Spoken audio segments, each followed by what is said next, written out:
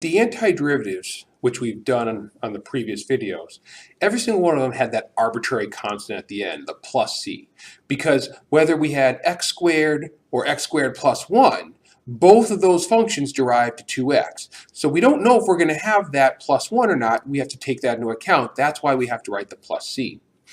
There are times on the exam where you may be asked to figure out what is c. You have to determine the arbitrary constant. Now, if you're not given any more information other than the original derivative, this can't be done. But if you're given the initial condition, or I should say the initial condition, if you're given an initial condition, then you can absolutely figure out what c is. Because the idea is once you take the antiderivative, you have three variables. You have the f of x variable, you have the x variable, and then you have the arbitrary constant. In essence, your x, your y, and your c. Well, if you're given an arbitrary, try again. If you're given an initial condition, that's an x and a y value. So you've been given two of the three variables, and therefore you can figure out the last one. That's what we're doing with these examples behind me. Let's start with example 4. All right, we're told that the derivative of a function is 3x squared plus 8x minus 2. We're also told that the function passes through the point 2, 4. So in essence, it's going through this x and that y. So we have the x and the y. What we can now do is we can use that to figure out what c is. But before we do any of that, we still have to take our antiderivative. So let's go ahead and do that using our antiderivative rules. So with f prime, we're going to antiderive it to f of x. Okay, in essence, we're doing this, taking the antiderivative. Okay, so 3x squared. We've talked about that one already. Okay, 3 is a coefficient, so it's going to stay. All right, and then x squared, we do our power rule, so that's x cubed over 3. Now, if you just wrote x cubed right away, that's great. That's what you should do, okay? But as we're learning these antiderivatives, there's nothing wrong with just writing 3x cubed over 3 and then crossing out the 3's. Okay, that's totally fine. Then we have 8x. So again, 8 is a coefficient, so it will stay.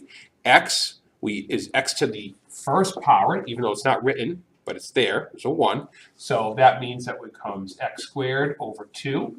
And again, yes, you can write that as 4x squared right away if you see it. If not, then just do that. No problem. Minus, and then we had 2. That's our constant, so that's going to be 2x. And then we need our arbitrary constant at the end, plus c. Okay, so we have this function right here, which I'm going to just rewrite one more time over here as x cubed plus 4x squared minus 2x plus c. Okay, three variables. The y variable, our f of x, which is way over here, our x variable, and our c variable. But we know x and y, so let's plug them in, and we can figure out what c is. Okay, so we know that f of x, which is our y value, because y is a function of x, we have 4, that's equal to, and we plug in 2 for all the x's. 2 cubed, plus, and then 4 times 2 squared, 2 times 2. All right, so we have 2 cubed, plus 4 times 2 squared minus 2 times 2 plus c. Now we have the ability to figure out what c is equal to. Okay, we have 4 is equal to 8 plus, right, 2 squared is 4 times 4 is 16 minus 4 plus c. So 16 and 8 combined for 24. 24 minus 4 is 20. So we have 4 is equal to 20 plus c, and therefore c is equal to negative 16, right, by subtracting 20 from both sides. Right, and in doing so, we can actually go back up here, and we can replace the plus c with minus 16, and that would be our final answer. That would be our function. Okay, that's what we're doing basically. Antiderive, and then use the initial condition to determine what c is equal to. Separate this, and let's look quickly at example number 5.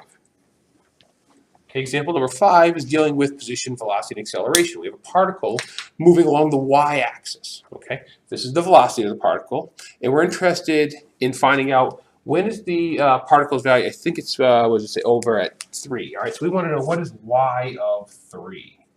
Okay, if you said x or s, that's fine. I'm using y just because the particle is moving on the y-axis, but it doesn't really matter what the dependent variable is, whether y or s or and it just can't be t or v because they've already been used. Okay, all right. So what are we going to do? Well, we're going to use the fact that when we plug in 0 for t, then we get 6. But first, again, we must take the antiderivative. So let's do that.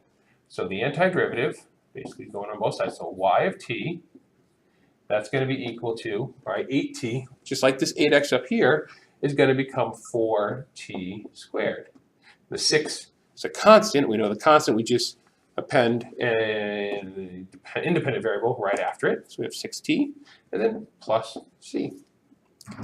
Now we know that when we plug in 0 for t, we get 6. So 6 is equal to 4 times 0 minus 6 times 0 plus c.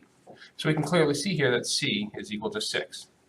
0 is going to become like your new best friend. It's awesome when we get to plug in 0. It makes life so much easier mathematically. Okay, so we now have y of t is equal to 4t squared minus 6t plus 6, like so. Right? And we want to find out what happens when we plug in 3. So y of 3 will be 4 times 3 squared minus 6 times 3 plus 6. 3 squared is 9, times 4 is 36, 6 times 3 is 18. So we have 36 minus 18, which is 18, plus 6, for a final answer of 24. And we've got our new position. Okay, so the first time around, we just found c. The second time around, we had to find c, but then we had to use the function again. You can see either way on the AP Calculus exam.